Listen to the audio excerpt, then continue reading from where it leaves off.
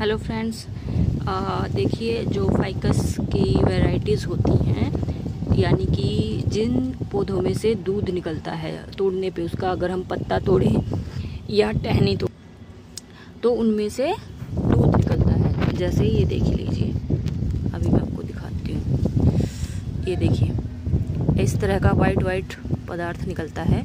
तो उन प्लांट्स को फ्यूज किया जा सकता है, उन प्लांट्स की ब्रांचेस को फ्यूज किया जा सकता है। ये भी एक फाइकस ही होता है। जिन पौधों में से इस तरह का वाइट कलर का पत्ता या टहनी तोड़ने से दूध निकलता है, दूध के जैसा वाइट लिक्विड कुछ निकलता है, तो वो फाइकस की ही वैरायटीज़ होती हैं। अलग फाइकस की बहुत सारी वैरायटीज़ होती हैं। तो बरगद और पीपल भी एक तरह के फाइकस ही होते हैं, ठीक है। इसके अलावा ये नॉर्मल फाइकस को तो हम जानते ही हैं, ये इस तरह की लीव्स होती हैं।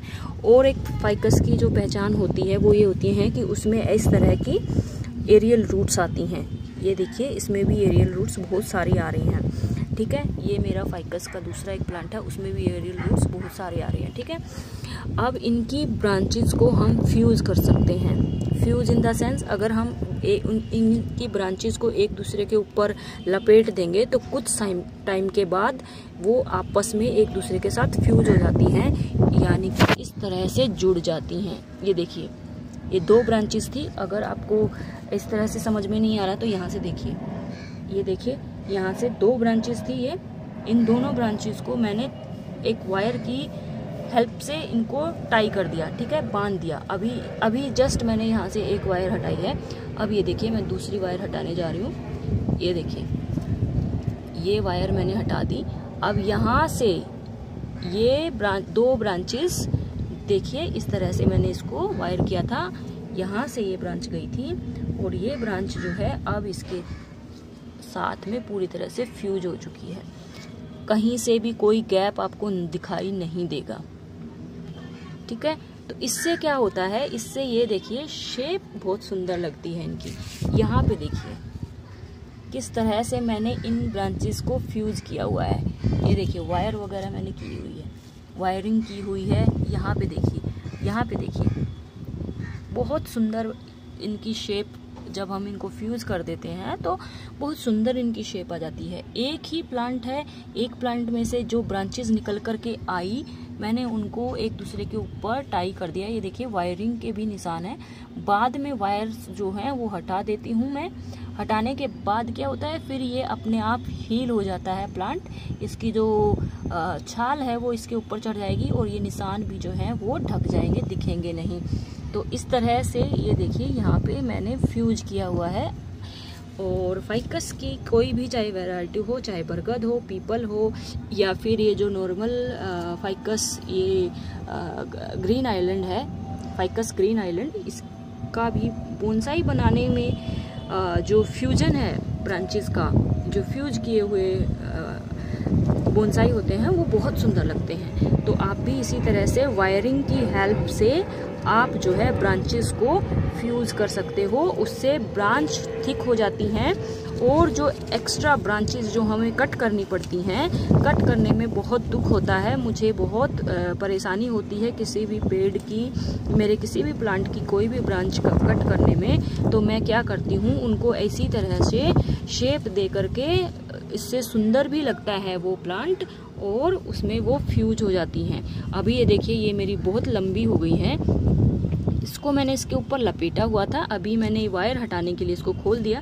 फिर से मैं इस पे इसको लपेट दूंगी। इससे एक तो क्या होगा, जो हमारा तना है वो बहुत मोटा हो जाएगा। और ब्रांच को, जो देखिए इतनी लंबी ब्रांच है, इसको मैं कैसे सेक्रीफाइस कर दूं, कैसे काट सकती हूँ उसको, तो वो इसके ऊपर मैं लपेट दूंगी।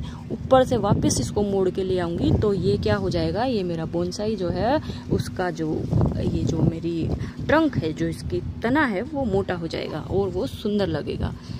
और कम टाइम में आपको एक मैच्योर प्लांट मिल जाएगा। हालांकि ये मेरा प्लांट अभी 4 साल पुराना है, 4 साल से भी ज़्यादा ही होगा मेरे हिसाब से, 5 साल हो गया होगा। और ये मैंने सीड से ग्रो किए हुए प्लांट्स हैं फाइकस के। ये मेरी जो वैरायटी है, ये मैंने सीड से ग्रो की हुई है। इसके छोटे छोटे बीज आते हैं और जो इसमें भी सीड्स आते हैं। ये फाइकस ग्रीन आइलैंड है, लेकिन ये वाले प्लांट्स जो हैं वो सीड से ग्रो नहीं होते हैं, कटिंग से ही लगते हैं।